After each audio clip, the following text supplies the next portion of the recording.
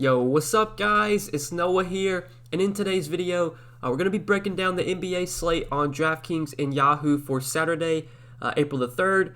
We got an 8-game Saturday slate. As always, we're going to go team by team, break down the slate and talk about each game, go through each team, hit on what stands out to me, look into the slate on a Friday night, just give you guys some of my early thoughts. This is another slate where there are a lot of questionable guys, so we'll have to keep an update on some injuries throughout the day, but I'll try and break down everything, with the news that we do have as of now. But yeah, guys, before we get started with the breakdown, as always, I'd appreciate it if you hit that like button down below. If you are new to the channel here, be sure to click that subscribe button as well. Click the notification bell so that way you do get notified every time I upload. You also get notified every time I do go live. I'm not sure yet if I'm going to be live Saturday afternoon. We'll have to see. But if I do go live, it'll be around 4 o'clock Eastern normal time. But yeah, hope you guys enjoy the video. Hit the like button, hit the subscribe button, and let's go ahead and take a look at the first game of the night, the Mavericks and the Wizards. So out of the gate, this is a pretty appealing game just due to the fact that, the Wizards are playing, and normally anytime the Wizards are playing, we're going to have some interest in guys on the other side because the Wizards have just been so bad defensively this year, and they do play at a really fast pace. This is a back-to-back for the Mavericks, so keep an eye on that. Porzingis, he has rested on back-to-backs before, and I think he's rested on some back-to-backs this year. It's to be determined if he plays. He played 34 minutes Friday night against the Knicks. Just keep an eye on this. Assuming Luka and Porzingis both play, though, I think Luka's an appealing option. I don't really have a ton of interest in Porzingis, but Luka I do like quite a bit. I think he is one of the better pay-up options on this slate. The matchup's just so good against Washington. Obviously, Washington, they one of the worst defensive teams. They play really fast. Luka hasn't really been that good lately. It's been a while since we've gotten a big game from Luka. He's had 5 straight games, less than 54 fantasy points. But this is definitely a get-right spot. This is a matchup where he should have a ton of success. So I do like Luka a good amount on this slate. He's really the only guy I have a ton of interest in, though, from Dallas. I'm not really considering anyone else on this Mavs team. Now, on the Wizards side, for me, it's just a wait and see. Bradley Beal is currently questionable. If he plays, Westbrook and Beal are both viable. I don't think either one would be top options for me. I'd rather play Luka over Westbrook as of now. But if Bradley Beal is out again, he's been out for, I believe, 3 or 4 games. If Beal is out again, then yeah, Westbrook becomes a top option. I know Westbrook disappointed last game when Beal was out. Only had 50 DK points in 36 minutes, but I'm not going to let that get me off of Westbrook today. Westbrook obviously has massive upside when Beal is off the floor. Can go out there and put up a triple-double. I mean, he's put up a triple-double in 3 straight games with Bradley Beal out. So, love Westbrook here, or I think 4 straight games. I'm pretty sure Bradley Beal was out that game against Detroit. But yeah, Westbrook, clear top option if Bradley Beal's out. More of a secondary play if Bradley Beal winds up in. I don't see too much else on the Wizards, though, that I really want to go to. So, moving on to the next game, the Knicks and the Pistons. The Knicks are another team on a back-to-back, so keep an eye on that. Assuming everyone plays here, I don't see a ton I really like on the Knicks today. Everyone just kind of feels appropriately priced. Julius Randle at 9,400, you could go to. This is a matchup where he should have success. I mean, Detroit, they're not a good defensive team. They do struggle against big men. Randle's had some success against the Pistons, so far through 2 games this season. I still don't really consider him a top option, but his price is at least coming down a little bit. He was 10-2 a week ago, 10K against Miami. He's now down to 9,400, which I think is a much more appealing price point for Julius Randle. If I had to play anyone on this Knicks team, it would probably be him. But Nerlens Noel, his minutes have just been trending down. We don't really want to go there. He's only played 24 and 20 minutes the last 2 games. Alec Burks feels appropriately priced, if not, a little bit overpriced. I guess the same could be said for RJ Barrett. I don't know if I really want to spend nearly 7K for RJ Barrett on this slate. So there isn't a ton I really like on the Knicks today. If I had to play anyone here, it would probably be Randle, but I don't see any, standout options from this Knicks team. And on the Pistons side, I mean, it's kind of the same thing. Overall, this game, I don't have a ton of interest in. I expect this game is going to be very low scoring. Right now, this game, we don't have a total yet, but I assume this will have, we'll have one of the lowest totals here. 2 pretty slow-paced teams, just not one you really want to have a ton of exposure to. I will mention Hamidou Diallo. He was playing really well. He did wind up resting their last game, but he's going to be back today. And, the 2 games before he's rested, he had played 27 and 26 minutes. The minutes for this team, you never know where they're going to be. Jeremy Grant, we know is going to get big minutes on a nightly basis, but the Pistons do run such a deep rotation. The minutes are they're so spread out, when it comes to everyone except Grant. But if you tell me we're getting 26, 28 minutes from Diallo, I would have a lot of interest in him. So I think he actually is pretty appealing here. he's a little bit risky just because we don't exactly know if he's going to play 26, 27 minutes again. But 4,900, he's got upside if he does get those minutes. He's probably my favorite play on Detroit, the guy that I do like most. But I don't see too much standing out from this team outside of Hamidou Diallo. So moving on to the next game, Cleveland and Miami. Now in Cleveland today, we do know Jared Allen and Larry Nance are both going to remain out. I think that does impact a decent amount. Kevin Love did come back last game. He played 20 minutes, which was more than he's played, basically since coming back from injury. His first game back from injury on March the 12th, he only played 12 minutes. Then the next game, he got re-injured 2 minutes into the game. And then last game, he played 20 minutes. And I'm pretty sure he would have played more, but it was a blowout. I don't exactly know. They said he was on a minutes limit, but they didn't specify a specific number. Maybe it was a 20-minute limit. I don't exactly know. We'll need to keep an eye on it here, but if we can get 25 minutes from Kevin Love, I think at 5,300 he could actually be a decent option because I do expect Kevin Love to be productive when he's out there. He's obviously going to get a ton of usage, playing for this Cavs team that outside of Colin Sexton, there's not a lot of high usage guys on this team. So depending on what kind of minutes limit he's on today, Kevin Love might actually be viable at 5,300. Isaiah Hartenstein is another guy that benefits without Jared Allen and Larry Nance. He came off the bench though last game. He only played 20 minutes. He did get into some foul trouble. I don't exactly know how many minutes we're going to get from Hartenstein today. Once it was announced that he was coming off the bench, I actually did not play him last slate. I liked him a lot, assuming that he was going to start, but once it was announced he was not starting, I swapped off of him. Obviously it didn't really matter. I mean, he was good for his price point, but he wasn't really someone you had to have on that slate. My best guess is we probably get 22, 24 minutes from Hartenstein, which, makes him viable at 4,300, but he's not a guy that I'm really going to be running to roster. It would be different if he was 3K or 3,200, but now that he's up to 4,300, I don't think Hartenstein's, as good of a value play. I still expect him to get, probably low 20s minutes, but I don't think he's going to be someone I'll roster, on this slate, especially if he's going to be, really popular. Last slate, he was, 40% owned still, even though he came off the bench. If he's going to be anywhere close to that, I really don't have much interest in Hartenstein, especially with Kevin Love back. I assume Kevin Love plays a few more minutes than he did last game, which, Kevin Love playing minutes, those are going to take away from Hartenstein. But yeah, I don't see too much else on this Cleveland team. If I was going to play anyone here, it would be Kevin Love and Isaiah Hartenstein. Obviously, Love, depending on what his minutes limit looks like.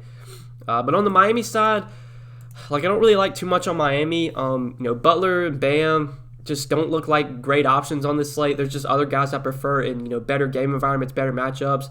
With Oladipo on the team now, I think that's going to take away from Butler a little bit. It's going to take away from Bam. It's going to take away from the guards too. I just don't really like much here. This is not a team I really want to get to. There's just other teams I'm going to look to roster guys from. Miami's probably one of the more, in my opinion, probably one of the less appealing teams on the slate. So moving on to the next game, Minnesota and the Sixers. So on the Minnesota side, we do need to keep an eye on the status of Ricky Rubio.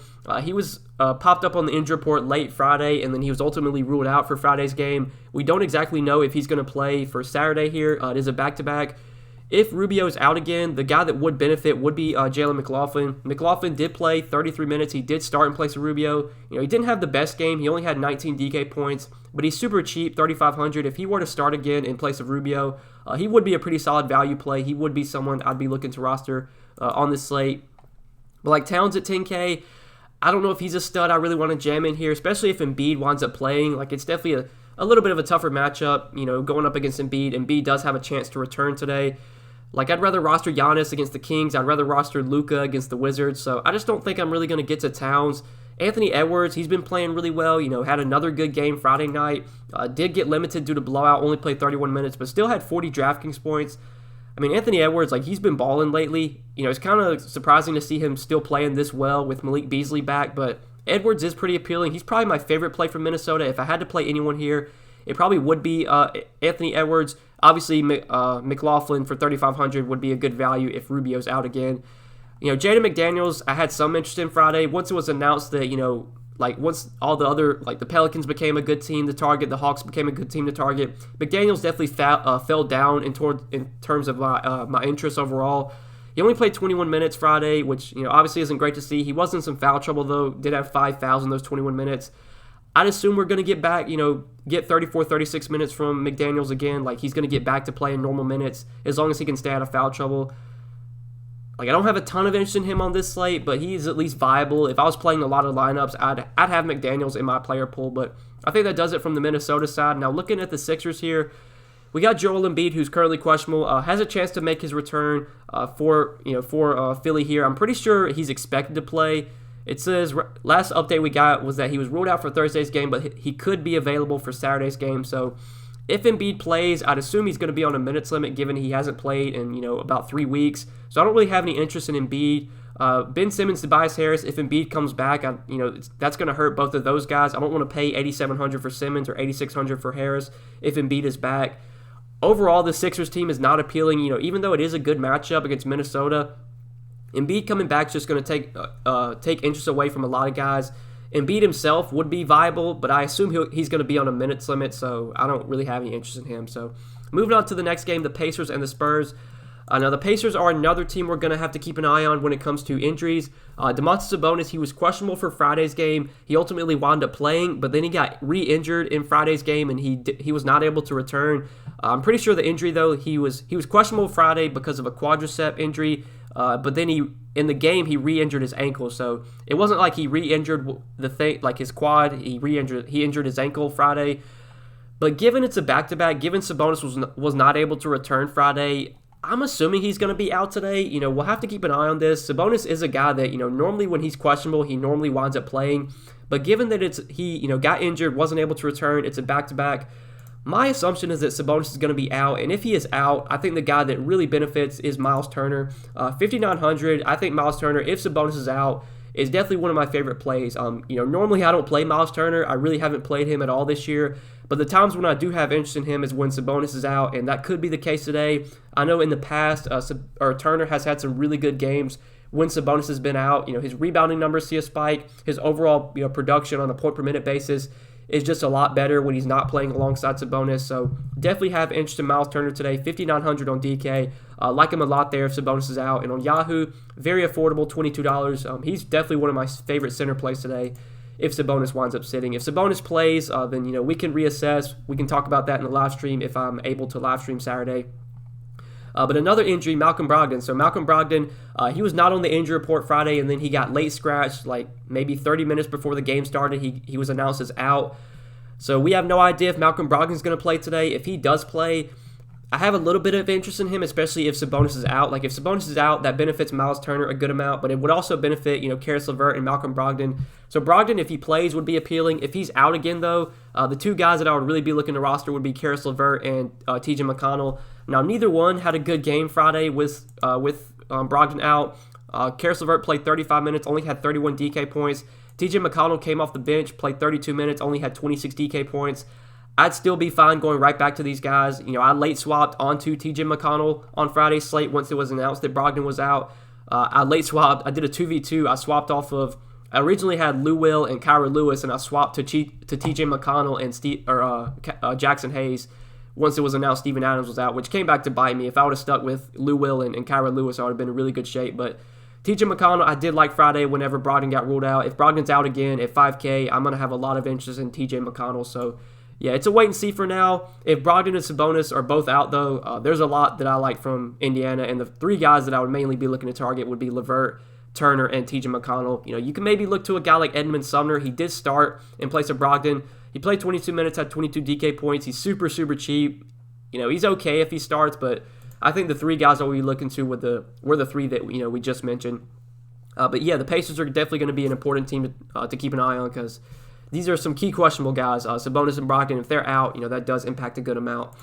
But on the Spurs side, there's not as much I have, on the Spurs side, there really isn't much I have interest here. A lot of my exposure in this game, if these Pacers guys are out, most of my exposure in this game is going to come on the Pacers side. Like, sure, Dejounte Murray you could go to in tournaments. Jakob Poeltl was in my winning GPP lineup the other day in that Hawks matchup, but I don't have as much interest in him on this slate. Like, if I had to play anyone on the Spurs team, it probably would be Dejounte Murray, but I don't really see any top options coming from San Antonio. I'm not really running to roster any of these guys. Murray's probably my favorite guy to roster, but I don't expect to get to him on this slate where there's just other options I prefer. So we can go ahead and move on to the next game, Orlando and Utah. So Orlando, they're another team that's dealing with some injuries right now. Obviously, we know Cole Anthony, Gary Harris, Fultz, Isaac, those guys are going to remain out. But Terrence Ross, Michael Carter-Williams, and Keem Birch are all currently questionable. And if these guys are out, that actually does impact a good amount. So I think the one that's most impactful is Keem Birch. If Keem Birch winds up out, I would assume that Wendell Carter would start at center in place of Keem Birch. Birch only played like 5 minutes last game before he had to leave with an illness. And Wendell Carter went nuts last game after Birch left. He played 31 minutes, had 41 DK points. If Keem Birch is out today and Wendell Carter starts, I absolutely love Wendell Carter at 5,600. Even in a tougher matchup against the Jazz and against Rudy Gobert, like Wendell Carter, he's such a productive player when he gets minutes. He's just never really gotten big minutes. Like when he was with the Bulls, he didn't get a ton of minutes. Well, I expect with this Magic team, like we're going to see the minutes just continue to increase for Wendell Carter. Like the sky is the limit for this guy. If they're going to play him 30-plus minutes a night, like he's going to be a 7K, 8K player before long. We definitely want to get on him now while he's still just 5,600. So love Wendell Carter today if Keem Birch is out. Even if Keem Birch plays, I think there's a good chance that Wendell Carter starts over him, just because Wendell Carter has clearly been their better center so far. And I've said it, the last 3 or 4 videos, like Wendell Carter at some point is going to be the Magic starting center. He's going to take over the job over Keem Birch at some point. So I like Wendell Carter from now. If Keem Birch plays and if he starts again, then I guess we can swap off with Carter. But for now, I think Wendell Carter probably starts here. Especially, obviously, if Keem Birch will be out, then he'll definitely start. But there's a good chance, even if Keem Birch plays, that they finally decide to move Wendell Carter back into the starting lineup. So he's my top target from Orlando. But Terrence Ross and Michael Carter-Williams, with them both questionable, if they were to sit, that would make me have more interest in a guy like Dwayne Bacon. Maybe we could go to Chase and Randall. Michael Carter-Williams was out last game, and Chase and Randall did play 35 minutes, had 32 DK points. This is someone that, when he's gotten minutes this year, he really hasn't been that productive. But if they're going to play him 35 minutes with MCW out, for 4,500, he would definitely be someone to look to. So he's the guy I would be looking to target if Michael Carter-Williams is out. And if Terrence Ross is out, I think, Dwayne Bacon's probably the biggest beneficiary there. He did play 33 minutes last game. His minutes have kind of been, up and down. But I think if Ross were to sit, that would make me feel pretty good that Dwayne Bacon gets 30-plus minutes. So he'd be interesting. And then, Chuma Okeke continues to play really well. I would say that he's been like the most consistent of the Magic starters so far. He just continues to get the minutes every night. Been pretty productive, averaging close to a fantasy point per minute. The price tag isn't great on DraftKings, but he's still pretty affordable on Yahoo. So if you do play over there, Chuma Okeke, $16. If you need a cheaper power forward, I think he does make a lot of sense. But there could be a good amount to target from this Orlando team, depending on what happens with Terrence Ross, MCW, and Keem Birch, who are all currently questionable right now. But yeah, moving on to the Utah side. So this is a back-to-back for the Jazz, and I'm pretty sure Mike Conley has rested on every back-to-back so far this season. So I'm going into this slate assuming that Mike Conley is going to be out. He did play, his normal minutes, 32 minutes on Friday. If Conley's out today, we know who benefits when Conley is out. Donovan Mitchell, Jordan Clarkson, and Joe Ingles are the 3 guys that benefit the most. I think Clarkson's the guy that I do prefer, though, at 6,100. I think, when you look at the price, he is the most appealing in terms of price tag. Obviously, his minutes are going to increase if Conley's out. Normally he only plays about 25, 26 minutes a night, but we've seen in games where Conley is out, you'll get, 30, 32 minutes from Jordan Clarkson, and he's obviously going to be more productive without Conley. He'll be the primary ball handler whenever Donovan Mitchell's off the floor, so I do like Jordan Clarkson quite a bit today. Assuming that Conley is out on the back-to-back, I think Clarkson does stand out a good amount at 6,100 on DK, and I do like him on Yahoo as well at $22. He's one of the guys I'm looking to target from Orlando today, or from the Jazz today. Normally this is not a team I look to target when they're fully healthy, but I'm expecting Conley to be out, so Mitchell, Clarkson, Ingles, I have a good amount of interest in. Bojan been playing better lately, but I don't think I'm going to go to him on this slate, especially with his price up to 5,400. I know he's been cheap on Yahoo lately, and he's still pretty affordable, $13. So if I had to play I would play Bojan on Yahoo. I think he looks a lot better there. The price difference between him and Ingles is pretty massive, so I'd probably take the savings there and play Bojan. But on DK, there's only a $300 difference. If I can find the $300, I'd rather play Ingles over Bojan. But yeah, those guys all benefit without Mike Conley. If he's out today, those would be the guys I'd be looking to on Utah. Yeah, we can go ahead and move on to the next game, OKC and Portland. So on the OKC side, this is a team that continues to be shorthanded. SGA, Al Horford, Darius Bazley, Lou Dort, all going to remain out. Mike Muscala out as well. We saw them, run a pretty tight rotation on Friday against the Suns. They got absolutely blown out, but they still ran like a 9-man rotation until the blowout. They brought some guys off the bench in the blowout, but we saw, Theo Maledon played pretty big minutes. I'm pretty sure he played he played like over 30 minutes, I think. Poku played over 30 minutes. I want to take a look at this real quick. Poku played, he played 33 minutes even in the blowout. Theo Maledon played 31 minutes in the blowout. Svi played 23, so he didn't play as much. But I think Isaiah Roby got normal minutes. He played 23, not as much. But we did get big minutes from Poku. We got big minutes from Theo Maledon. I think Poku, he's probably one of the safer options from OKC right now, just because I expect him to get the big minutes every night. He did play in the blowout, which was great to see. Even though they were losing by 30, Poku was still out there taking a ton of shots. So he's definitely my favorite play from OKC. I expect him to be productive when he's out there. The usage is going to be there because he's playing alongside a lot of low-usage guys like Theo Maledon, Svi, Isaiah Roby, Moses Brown. It's not like he's having to play alongside Horford and SGA, guys that actually will demand the ball. I think Poku's going to be really productive, just moving forward. He was productive once again Friday night. Even in the blowout, he played 33 minutes, had 33 fantasy points, 20 points, 5 rebounds, 4 assists, and a steal. Super cheap steal on Yahoo, $12. Pretty affordable on DK, $5,100. I liked Poku a good amount Friday night, and I think I'm going right back to him on Saturday's slate. I think he's my favorite play from OKC overall. Moses Brown and Isaiah Roby, now that their prices have come up to where they are, I don't have a ton of interest in them.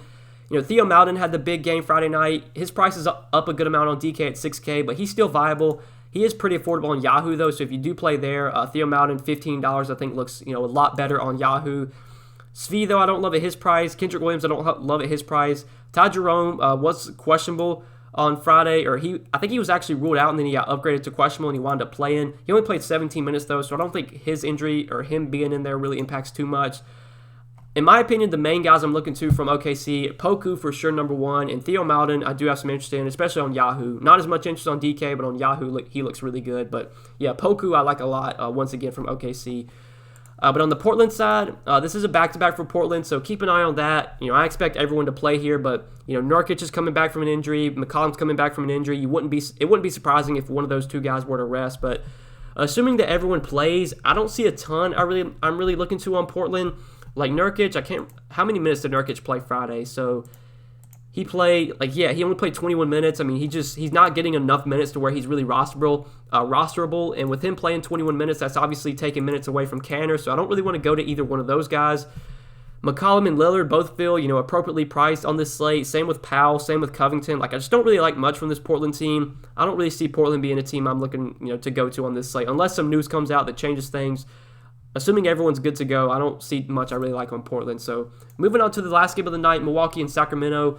On the Milwaukee side, this is also a back-to-back for the Bucks, so keep an eye on that. I'm pretty sure last time they were on a back-to-back, Giannis, Middleton, and Drew were all out, so I'm assuming they all played today, but just keep an eye on it.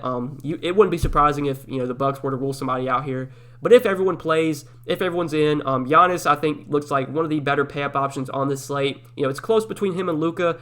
I think I do give the edge to Giannis, though. Just such a good matchup against Sacramento. Great spot for Giannis here as well. We know the Kings play fast. They've been one of the worst defensive teams. Getting a matchup against the Wizards, getting a matchup against the Kings, those are the two best matchups you can get in the NBA right now. So great spot for Giannis. 10,900, clearly one of the top studs on this slate, in my opinion. I had a good amount of interest in him Friday, especially with all the value he had on Friday's slate. I did play him on both sites Friday, and very likely that I'm right back on Giannis today. He did have a huge game Friday night, had 72 fantasy points in 33 minutes. After 4 or 5 straight stinkers, Giannis finally bounced back in a big way. 47 points, 12 rebounds, 2 assists, 1 steal, 3 blocks. Giannis, we know what he's going to do when he's out there. He's a dude that stuffs the stat sheet. This is a game with a massive total, 239 total. Expect to stay close, 6.5 point spread. Couldn't ask for a better spot for Giannis. So clearly a top stud option, but I don't see too much I really look into on Milwaukee. Outside of Giannis, I don't think I'm going to anyone else. Drew's been playing really well lately. Normally, though, I don't really roster Drew when Giannis is in. He had another good game Friday night, though. If you want to go to Drew, he's had 3 straight good games. You could maybe play him. If I had to play anyone outside of Giannis, I think it would be Drew. I think I'd rather have Drew over Middleton. But, yeah, I think Giannis is clearly the top option from Milwaukee today, just in my opinion. But on the Sacramento side, not as much I really have interest in here. I think De'Aaron Fox in tournaments at 8,900 is someone you can definitely look to.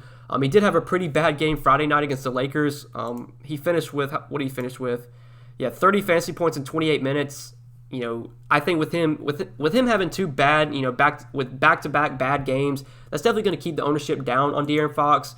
He's not a top option for me, but someone I do have some interest in tournaments. And, if I'm building out my lineup and I have 8,900 left for my util, I'm totally fine playing Fox in my, as a last guy in. He would be the one guy I'd be interested in from Sacramento. Don't have much interest in anyone else, though, outside of Fox. Halliburton maybe, but I think it's just Fox here and not much else. So that does it for the Sacramento side, guys, and that does it for all 8 games on the Saturday night slate. I hope you guys did enjoy this video. As always, I do appreciate you watching. If you did enjoy, just hit that like button before you do get out of here, guys. Hit the subscribe button as well. Be sure to click the notification bell so that way you do get notified every time I upload, and you also get notified every time I do go live. To be determined if I will have a live stream for Saturday. If I do go live, though, should be live, around normal time, 4 Eastern, if I'm able to. But good luck on the slate, guys. If I don't see you, in a live stream Saturday, hopefully I'll be back Sunday with another video for Sunday slate. Until then, good luck, and we'll see you in the next one, guys.